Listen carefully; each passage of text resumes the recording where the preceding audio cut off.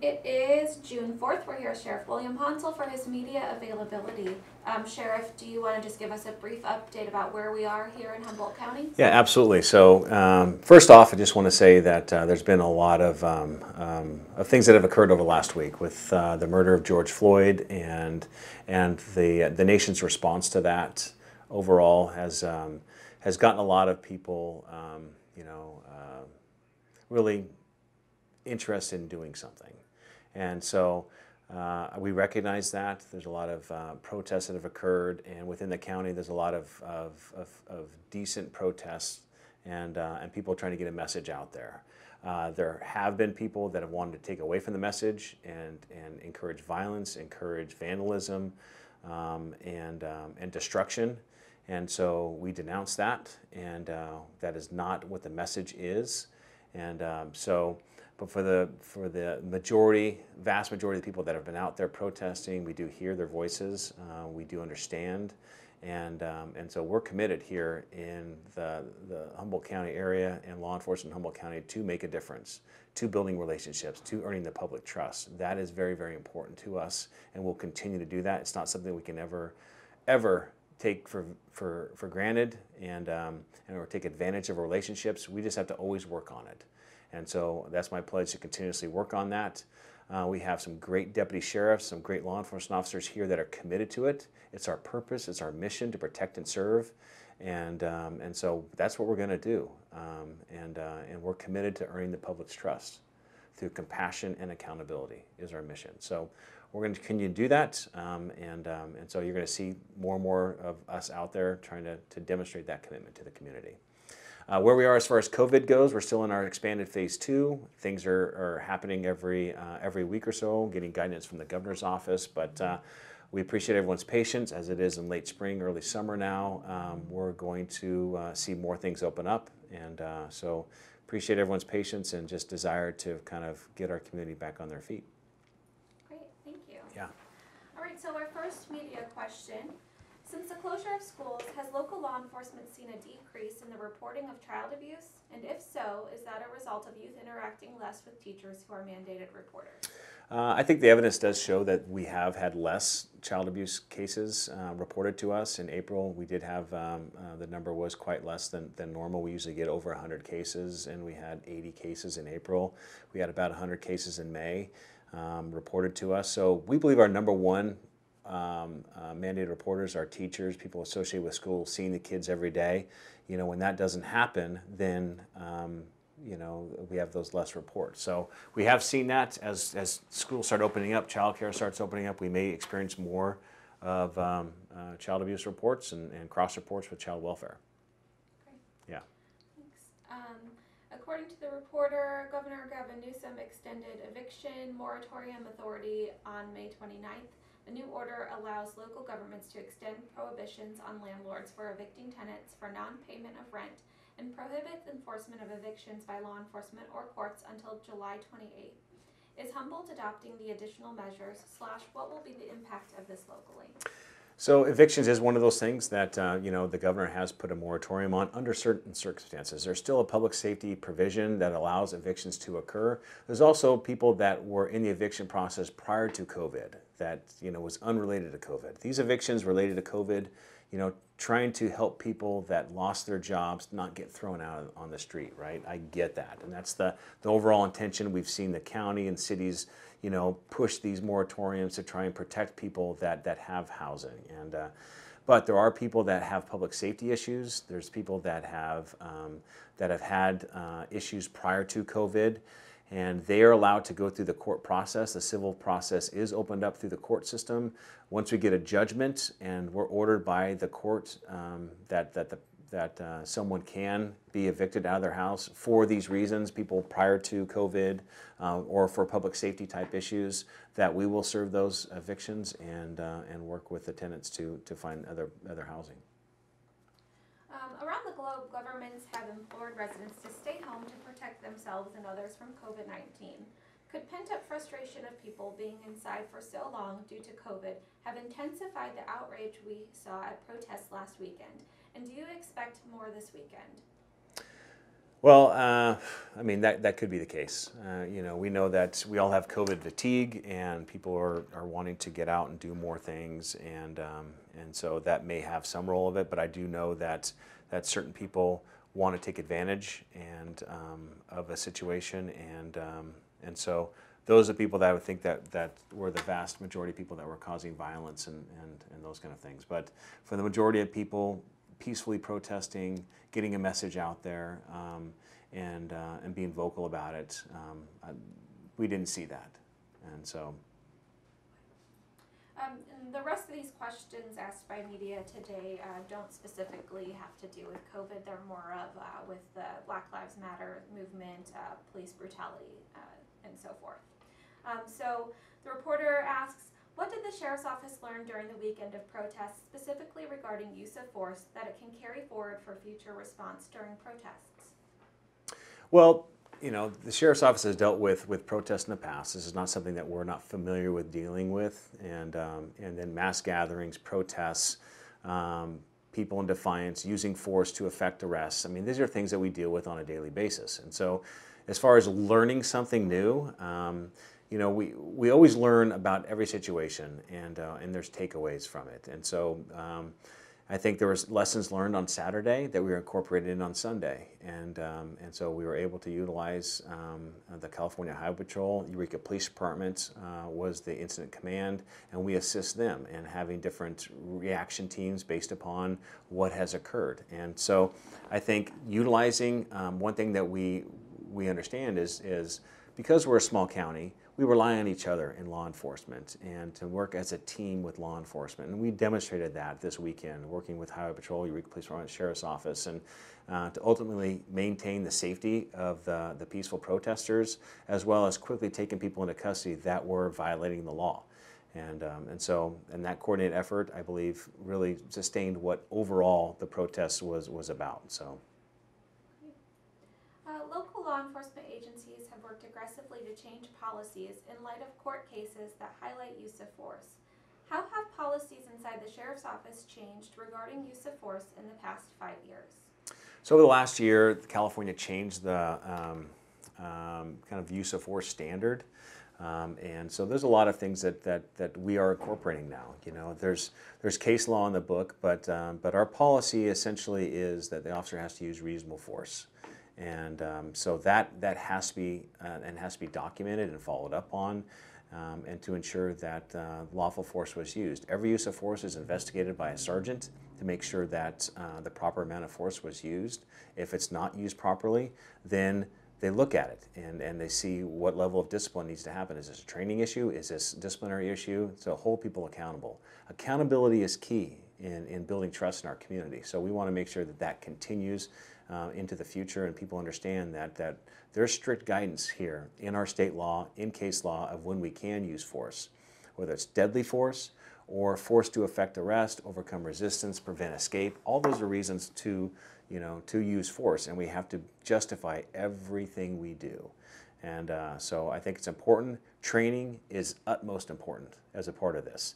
And so we're doing more with defensive tactics, with firearms training. That's just one aspect. Other aspects that we're using is de-escalation training, knowing how to talk to people, giving our people through the crisis intervention training. So someone who's in crisis, who has mental health issues or those kind of things, we're able to try and speak with them, to try and de-escalate them, to try and gain time and distance so we can utilize that. And I think here we're uniquely positioned within our county because we're a small county and we utilize kind of resources across the board, that we have a great relationship with our county mental health, and we have integrated our county mental health with our crisis intervention training and also with our crisis negotiations. So if there's an incident where we need to call mental health out to assist us with helping negotiate something, they're out there. They're helping with us, and they're a part of our team. Actually, if there's a crisis where we have to surround a place because there's someone that is armed and refusing to give up and those kind of things, we call mental health people to help us try and talk someone down. And so that's our relationship, and I think it's a good one, and we're always looking at getting better. We've done implicit bias training. we recognize that there's still barriers that need to be overcome, and so we're going to continue to go through this. Even before this happened with George Floyd, we were in talks with different groups about bringing in training, for our law enforcement officers to understand local culture, and also dealing with minority groups and having a conversation and knowing how we can work together to deal with some of these community problems and come up with community-based solutions. So all these things are really, really important, and it's something that we're committed to and something that we're going to continue to, into the foreseeable future. What training, you sort of answered this already, but what training have deputies received in de-escalation, especially when confronting racial tensions? So one thing is when we have the time, right? When we have the time to de-escalate and those kind of things, we will take that time. We'll create time so we can actually try and talk someone down. There's no rush in certain circumstances, okay? There's certain times where we have to react. We have to react quickly because there's a life in danger. Our lives, someone else's lives may be in danger. But if there's instances where we can use time and distance, we're going to do that to try and create an area where we can de-escalate the situation. The last thing we want to do is use force. We don't want to hurt anyone. We don't want to cause any harm to anyone that's in the community, and we want to safely take any situation under control and get someone the help that they need. So we recognize that, and we recognize too that, I've said it before and I'll keep saying it, law enforcement officers, we deal with people's worst days every day. People are in crisis every day for one thing or another. They could be perfectly good one day, and based upon circumstances that happen to them, they've now are spiraled out of control. They have an instant mental illness or some kind of mental episode that is causing them to do something, and that we intersect it. We're the ones that get called to those situations, and so law enforcement officers have to deal with these situations, and we can't back down, and so we have to be able to preserve public safety, preserve that protection of that citizen that's dealing with the crisis, to try and speak to them.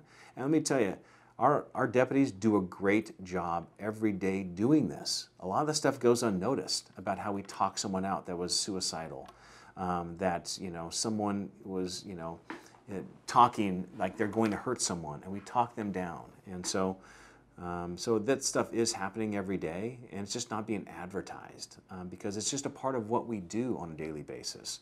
So I think it's important for that public to recognize that. Is the Sheriff's Office contemplating any new sorts of mandatory training in light of the events of the last 2 weeks? Will you be contemplating any changes to policy or procedures? So we're always looking at our policy to see how we can revise it. The one thing we have done recently is we bought a force options simulator. And so it's a simulator to simulate different things that happen to law enforcement officers, different interactions. We understand that you learn best through integrating into a situation. You learn best by dealing with something. You can read something, you can read a policy, and it's just a policy. It's just on paper. But when you have an interaction, a demonstration of a stimulus, and how you incorporate that policy into a situation, that's where you really learn. And you can demonstrate how you can talk someone down. So we have a force option simulator that we purchased. Because of COVID, we can't have the trainer come out to train our people of how to operate it. But the goal is that if the officer obeys policy, goes through de-escalation things, we could de-escalate someone that's armed with a knife, and that they would drop it. If they don't de-escalate, it could escalate. And then how are they going to react to that? Are they going to deal with a pepper spray or taser or pepper ball or baton, or is this a deadly force situation? So those are the kind of things that our law enforcement officers are going to be able to do in the future to try and help with our de-escalation training, our crisis intervention training, and then also our use of force training. So that's key. So follow up to the sure. Simulator. Can you kind of explain what exactly, is it a digital, is it virtual reality, what is it? Yeah, so what you're doing here is you have a screen that's in front of you that has, it's basically like a movie screen, a wraparound movie screen that has different stimulus, and it's based upon a controller looking at the officer, seeing what he's doing, and then it's kind of like choose your own adventure, so to speak. It's like, as you start going down this road, how you start doing stuff, then the simulation changes. And then the officer's able to walk through, give commands, something happens, and then it's back and forth. And then if there is a use of force, whether it's a taser, pepper spray, that kind of stuff is documented, it's recorded, and then after the whole thing is done, the officer is pulled back. They talk about the situation, how could they have done it better, what do they think about it, if they had to use deadly force, what was the reason why, was it justified under policy, everything there. So it's about articulating what they saw, what they did, and then reviewing it from a use of force expert standpoint. It's like, hey, could you have done something better? Could you have said this, and that would help de-escalate the situation? So those are the kind of things that I think are very, very important, because you learn through doing, and so I think that is something that the more and more we do these scenarios, the more opportunity they are to kind of hone their skills on this. So a reporter asks, Sheriff Honsal, your participation in a recent rally has been called inspiring.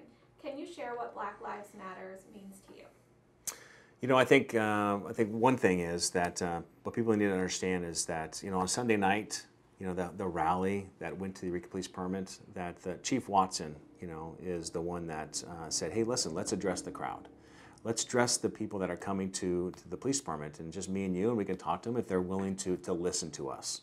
And I thought that was a great idea. So I stood side by side with Chief Watson, and we were able to listen and to hear. You know, and so that's, whether it's inspiring or not, that's what our job is. And so I was proud to stand by and to listen, but also offer my words, you know, and what was said there too as far as Black Lives Matter, and to listen to people and what that means to them. And so what that means to me is that, you know, there are a lot of hurting people here in our community, and that by saying Black Lives Matter doesn't mean that all lives don't matter. It means that we are listening to our Black community, and we understand the hurt and the pain that they're going through, and that they see something, systematic racism that's going on within, you know, the community or our country. And so it's my job to instill faith in our Black community, that, you know, we are here to serve them, and that racism, it has no room in law enforcement, has no room in our community, and that I am there to serve them and be the example of what a law enforcement officer is supposed to be. It's supposed to be a peace officer. It's supposed to be there to listen, to help, to understand, and to assist them in all that. And so I think it's very, very important that law enforcement in general, you know, has that point of view, and that we're there to support our minority community and build trust with our minority community. Thank you. The officer that killed George Floyd had multiple reports of misconduct. Have there been tangible actions or investigations that have been brought forth against law enforcement officers, current, past, and future, who have been reported for misconduct locally? Well, I mean, we hold people accountable. And at the Sheriff's Office, there is an internal policies, and there's use of force. I should say there's internal affairs investigations that do occur.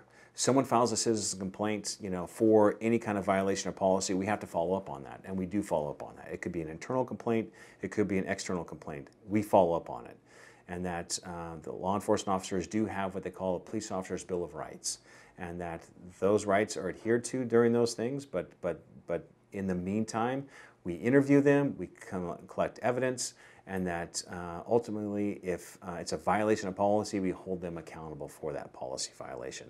And so there are times when we're allowed to present those investigations to the public. And so through last year with legislation, the 1421 legislation, we're allowed to publish some of those cases, and so you can read about them through public records requests, and we have those out there about use of force, about deadly force scenarios and those kind of things. Those are a matter of public record now, as a matter of being transparent. One thing that I think that we do well here in the county is we have our CERT team that responds to critical incidents with our county. It's multi-agency investigators that come in and investigate a use of deadly force, and it's presented to the district attorney, and the district attorney reviews it for the criminality of things, And if it's not criminal, sends back to the agency. It says it's not criminal, and it's ultimately the agency's head decision to see if there's a violation of policy or not. So there's a lot of checks and balances that are in place, and I think we do it well in the county. And and I hope that answers the question. So. How closely are you monitoring what the reporter says is the wild, unsubstantiated theories circulating around social media about busloads of Antifa traveling from cities to small towns and the disproportionate reactions of citizens in Oregon and elsewhere to such rumors? How concerning are such things to you?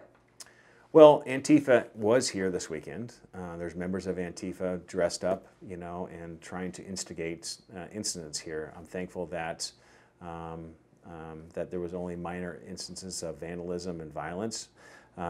We did have reports, substantiated law enforcement reports, that said that Antifa did have people in buses that were in Southern Oregon and in the Central Valley.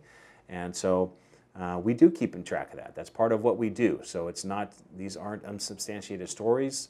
This is the reality, and we have to deal with that there are people that are in our area that want to disrupt things and want to cause violence. And so we have to be cognizant of that. And so I don't necessarily think it's wild, unsubstantiated reporting. I think we do have to prepare in law enforcement because it does, this kind of stuff does call attention. And being a rural county, we want to make sure that we are prepared and that we do equip our law enforcement officers that they could be pulling these kind of people over for a normal stop and then having to deal with something that could be very, very volatile. Is there anything else you'd like to include in today's availability? I just want to encourage people that choose to protest to do it in a peaceful way, and we want to be able to listen to the message, so we are hearing the message. This community is hearing the message, but what we want to do is we want to steer away from violence. We're trying to restore our community right now, coming back from COVID. The last thing we need is for people to vandalize things or breaking windows. That's the last thing we want to do. We want to come about this whole situation stronger, better as a community, willing to talk and have dialogue. We don't want this community to be drugged down. And so as soon as you cross that line to become, from a protester, to a criminal, then, we will have to take action. So let's not do that. Let's not do that at all. Peacefully protest, send your message out. And we are listening to that, and this community is listening. So, thank you.